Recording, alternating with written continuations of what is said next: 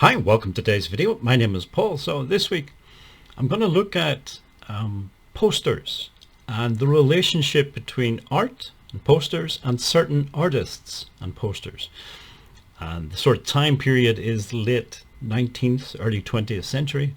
It's that time period that I like the most in art. And again, this is in France. I'm going to try and keep the video reasonably short because I understand not everybody has the same sort of nerdy interest in posters that I have. It's something I find fascinating, but it is a very long history. We're looking at over 2 centuries worth of history here. And in a little sort of 10-minute YouTube video, I can only scratch the surface. If you're really interested in some of these artists, and I do recommend looking into some of them, their art is amazing. I've left a few names and some links to other YouTube videos in the description box below, and you can go off and start your own, fall down your own rabbit holes of research on these artists. If you do look into the history of posters and artists, sooner or later, probably sooner, you're going to come across this guy that you can see on screen. His name was Jules Chéret. He's a French artist. He was most active, he was at his height, if you like, in the latter part of the 19th century, so around about the same time as post-impressionism, just sort of towards the end of impressionism, and going into the early stages of modern art. He was around about that time. He pretty much single-handedly invented the modern poster. Prior to Mr. Chéret, posters looked quite different. You can see an example of one of his posters on the right. I guess they're selling some type of oil for oil lamps or something. But the artwork itself is interesting. It's nice to look at, in my opinion anyway. It's all subjective. But I like his artwork. And as I say, posters prior to him looked very different. You can see an example of a poster from 1839 on the left hand side. This comes from Victoria and Albert Museum in London. And they have a collection of posters from this sort of Victorian period in England. And I think, whether you like them or not, I think we could all agree that there is a difference. The poster on the left and the poster on the right, there is a significant difference. And Mr. Chéret was responsible pretty much single-handedly for that difference. And I think that the main difference, two main differences for me are, one, Chéret's posters, like the one on the right, have a coherent design. There's a reason for everything being there, and they are all interconnected. The text and the images work together. For example, the text on the top of his poster wraps around the image, the visual part. The text in the bottom right, he's used different fonts and that sort of orangey red color to pop out, and it's more immediately obvious what this poster is for, the meaning of this poster, the message that it's giving us. It's an advertising poster, and they're advertising some sort of alcoholic beverage, which apparently is available in all the cafes. We can see that, and it's immediately obvious. Whereas the one on the left, there really isn't much design going into this. There's text and there's graphical elements, but what's the relationship? Do they work together? I don't think so.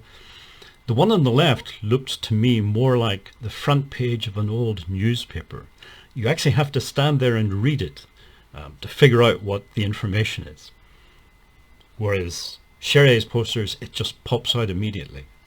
So good design and good artwork. Those were the two main things that he introduced into the whole world of posters.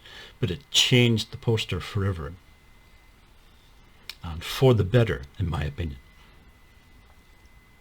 So in his graphical part of his poster, you can see he was an artist. He drew and painted these things himself. He understood composition and color theory and all these things. His line work is amazing. He was a great artist, And even if you're not interested in posters, I definitely recommend looking into some of his artwork. I think it's very good. Now, Cheret wasn't the only artist to get involved in creating posters. The reason Cheret got involved in posters was kind of happened by accident a little bit.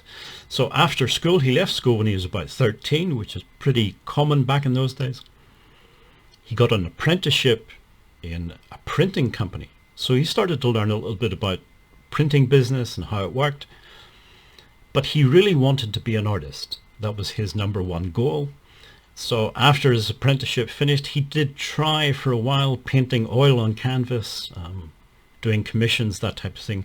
He very quickly realized that it's very difficult to make a living as an artist. So he decided to go back and do a bit more study. He went to London and he learnt about lithography. So this was printing using stone blocks. So last week I talked about the impact of the Japanese woodblock prints, the ukiyo-e, on Western art, French art at this time, in this sort of time period. But in Western Europe, they were developing more around lithography, which used, as far as I know, stone blocks. I'm not an expert on printing, but they were carving those stone blocks and using them a bit like the way the Japanese used the woodblock prints. So Cheret learnt about this in London. He came back to Paris, and with the help of the financial help of a perfume company, he was able to set up his own printing house in Paris using this lithography. And pretty quickly he became Mr. Poster, if you like. If you were in Paris in the second half of the 19th century and you wanted a modern, well-designed advertising poster for whatever product you make, Mr. Cheret was the man who could help you. He was the go-to man. And he pretty much cornered the market in advertising posters in Paris, at least for people who could afford his skills. As I say, he wasn't the only artist to get involved. Toulouse-Lautrec, you can see an example on the left, one of Toulouse-Lautrec's posters. He tended to do more social events and nightclubs rather than advertising specific products. So Toulouse-Lautrec is often associated with things like Moulin Rouge and Folies Bergère, those sort of places, and he did do posters for them. A few years later, sort of early 20th century, a Czech artist called Alfons Mucha. You can see an example of one of his on the right. He developed the whole poster idea even further. And you can see he's starting to introduce more colors. We take color printing for, well, we don't consider it to be a difficult thing. We kind of take it for granted. But it's actually quite complicated. And back in those days, it was very complicated. In the case of the Japanese, they were using woodblock prints. In the case of the Europeans, they were using stone blocks. But either way, you had to carve a number of blocks for each image that you were printing. Each color pretty much required a different block. And then you had the black outlines, and if you added in text or anything, all of these things had to be carved by hand. That was a complicated process.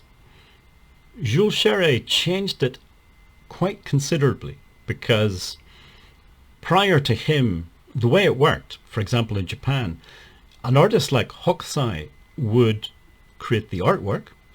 That artwork was then sent to a printing house, a printing company, and their carvers, their technicians would do all of the carving. They would turn the piece of art into a carved set of wooden blocks for printing.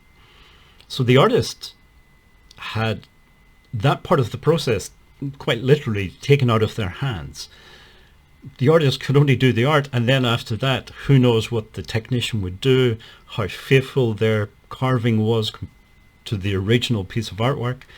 Artists didn't like this. Artists kind of want to be in control from beginning to end. They want to have control over the final product, whether it's a painting or a poster or whatever it is. So Jules Chéret, with his knowledge of both art and the printing process, was able to take control of the whole thing. He was the man doing the whole thing from initial sketch up to the finished poster. And this was new as well.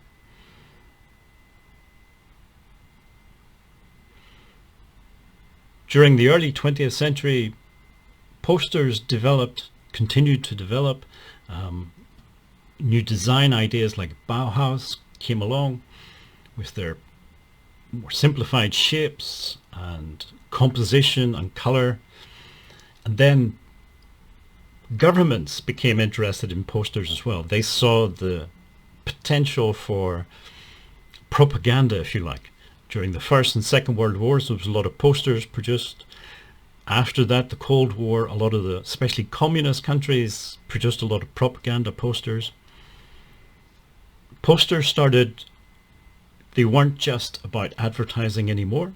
They weren't just about art. They were moving into other areas of human life. In North America, the artist who's most associated with posters is a guy called William Bradley, and you can see one of his examples on the left. Again, I definitely recommend looking at some of his art. It is pretty amazing. And again, it's a poster about bicycles or bicycle wheels, but it is a piece of art in its own right. And then, of course, early 20th century, the movie industry started to develop, and then you get movie posters developing. And movie posters became a whole thing just by themselves, an important part of sort of pop culture. And there's some pretty iconic movie posters have been produced over the years. And again, the design and the artwork, it all traces back to what Jules Chéret did back in the sort of mid-19th century. So Jules Chéret, it's not a name that most people are familiar with. Even people who are interested in art, even people who are interested in art from that time period, are maybe not entirely aware of his name. But he's definitely an artist that's worth looking at. So this video, I wanted to do it in sort of two parts. This is obviously the first part. The second part, I was going to make some posters myself and take people through the whole process of making posters in modern day and trying to sell posters, trying to monetize your art. It's not a type of video that I do very much of. I might do it, I might not, I have to decide. I have a few ideas, but it might happen at some point a few months down the road. If you made it this far in the video, thank you for watching and listening, and hopefully see you again in next week's video.